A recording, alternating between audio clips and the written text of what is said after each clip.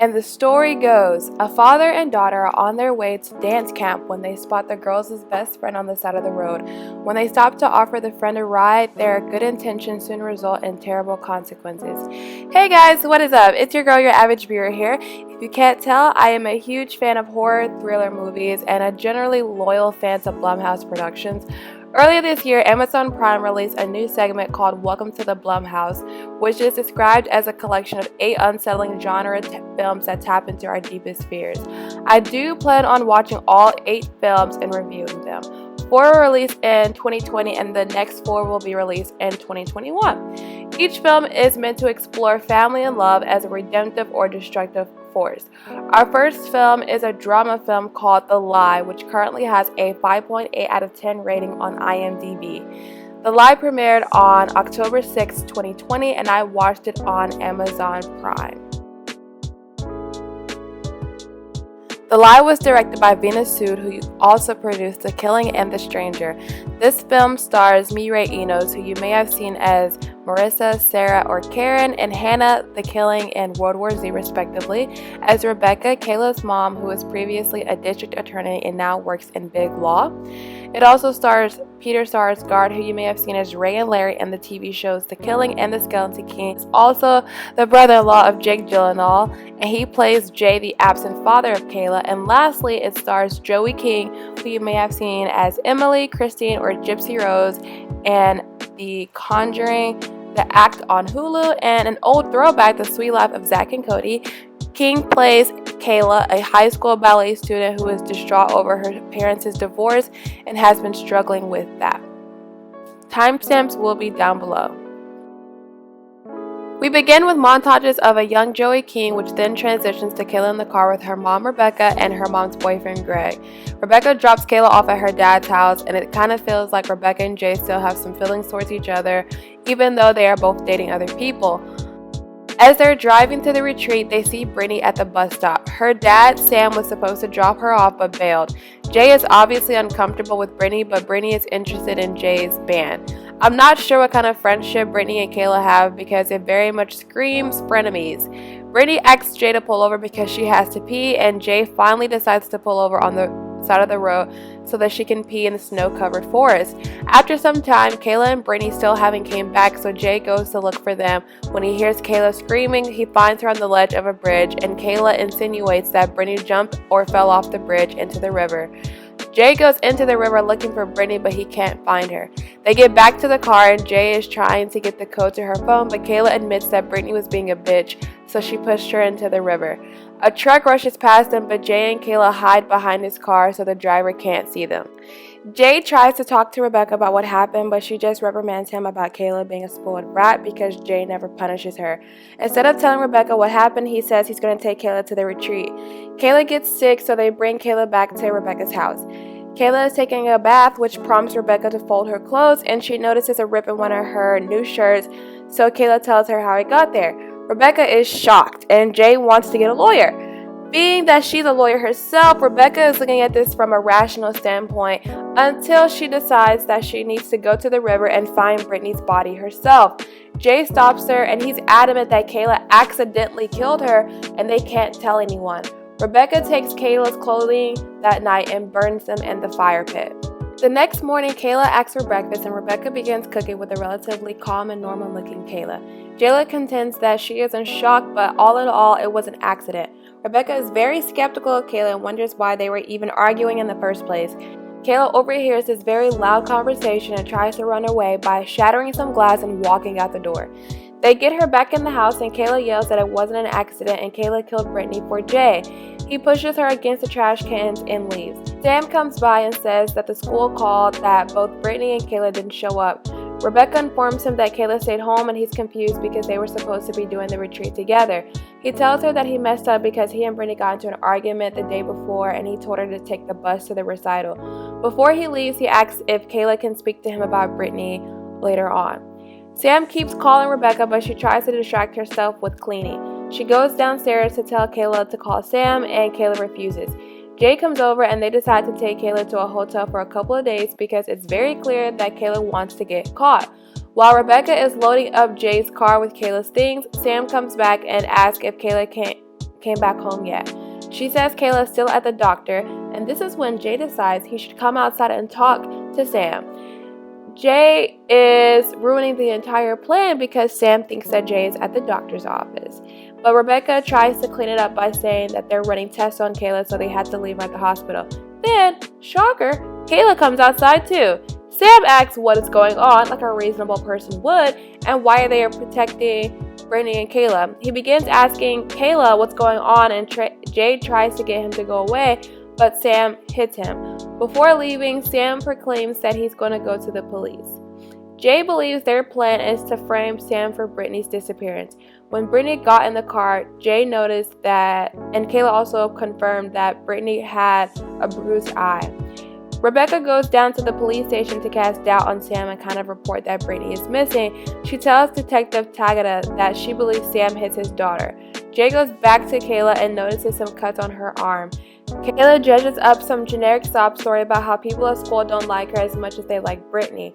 Detective Tagada comes by the house to talk to Kayla, and she tells her that Sam had a really bad temper and he hit Brittany a lot. Sam didn't file a missing persons report, but Detective Tagada will check in. Before leaving, Detective Tagada refers to Jay as a piece of shit, and I second that. Rebecca is preparing the couch for Jay, and he finally apologizes for not mentally and emotionally being there for them in the previous years. Detective Tagada and Detective Barnes go to visit Sam and question why he hasn't filed a report. He said he tried, but they wouldn't take him seriously since she's ran away before. Detective Barnes shows his whole racist ass, and Detective Tagada has to keep the conversation in check. Fun fact, Sam and Brittany are Pakistani. Rebecca goes into the office while Jay and Kayla go back to his place. The whole band is there and his girlfriend asks to speak to him. She suspects he's cheating because she found Brittany's wallet in his car. Both Kayla and Jay's girlfriend have left the apartment. In the wallet is Brittany's shattered phone, which segues us into Detective Tagada and Detective Barnes questioning Rebecca. The cell phone last pinged downtown where Jay conveniently also lives.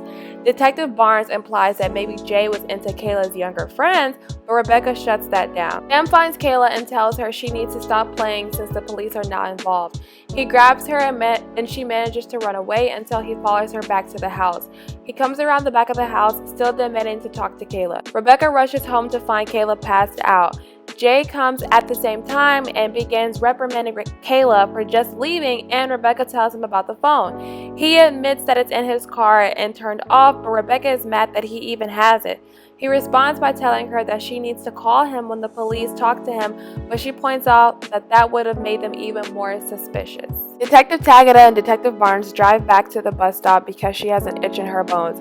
They go to Rebecca's house and ask about Jeremy. Rebecca doesn't know about Jeremy, but Jay does. Jeremy was Kayla's boyfriend, and they found emails on Brittany's computer from Kayla in which Kayla is accusing Brittany of stealing Jeremy. In one of the emails, Kayla says how she is going to kill Brittany. Detective Tagada asks Jay one more time if they were by the bridge that morning, to which of course he says no, until Detective Tagada whips out Kayla's inhaler that they found there. The K9 unit is searching for Brittany's body, so armed with this knowledge, Rebecca kicks them out. Jay and Rebecca go to Sam's house to bury Brittany's phone in the yard, but suddenly the lights in the house go out. Rebecca gets out of the car to look around, and Sam catches up to her and demands to know where Brittany is.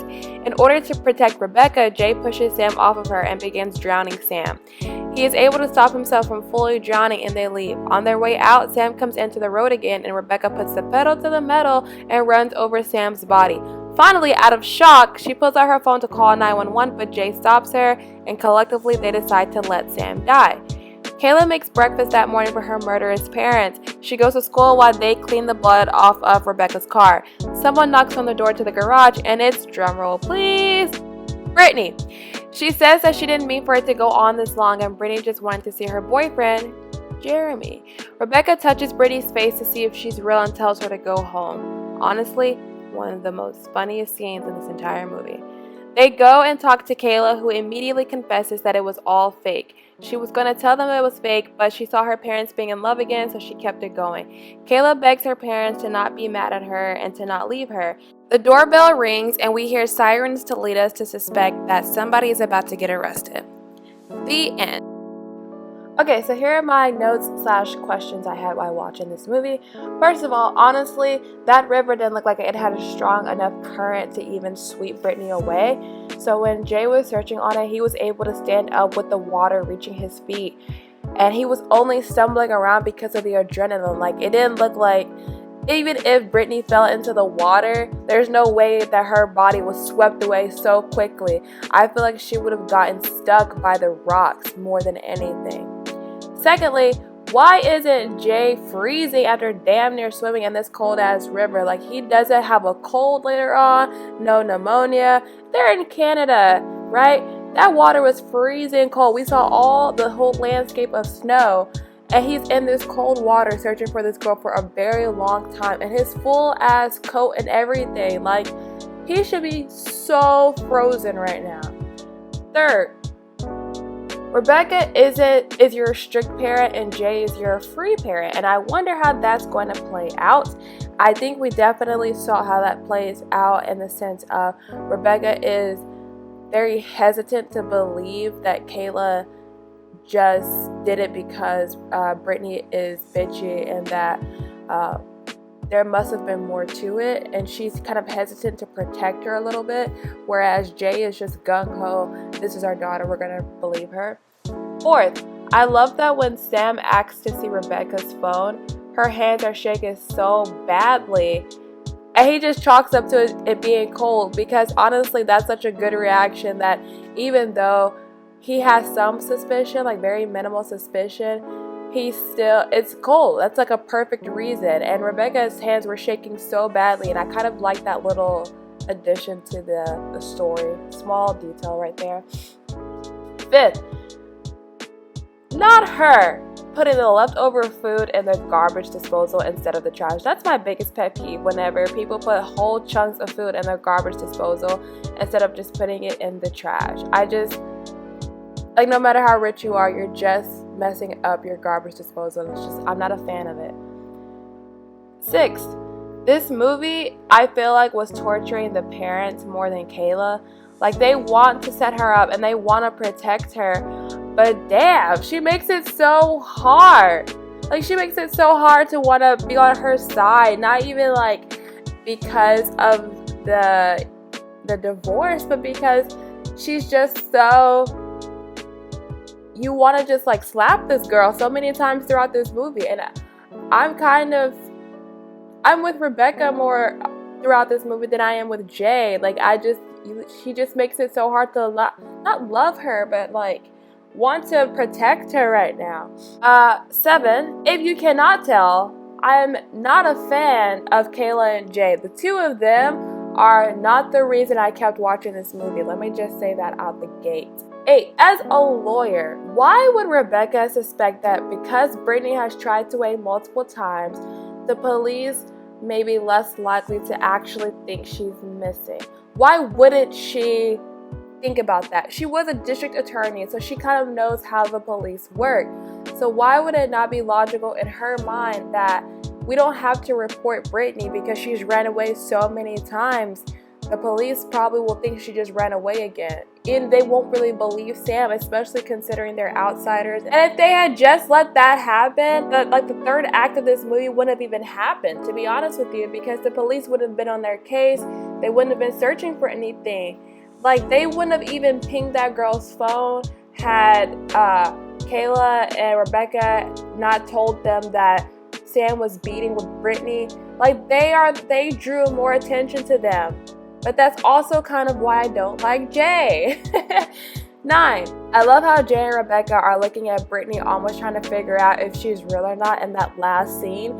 Like, they're so like, there's no way this girl is standing in front of us. Do you see it? Do I see it? I love that scene. 10, I also love how when Brittany notices the bloody cloth in Jay's hand, he switches his hands. He switches it more behind his back because they are aware that she's really right there, and they're still trying to hide what they're doing. Like, they're very conscious of what's happening. And lastly, honestly, this movie alone is worth watching just to see Jay's face once Brittany comes into that garage. And this immediate scene after that, his facial expression is worth it.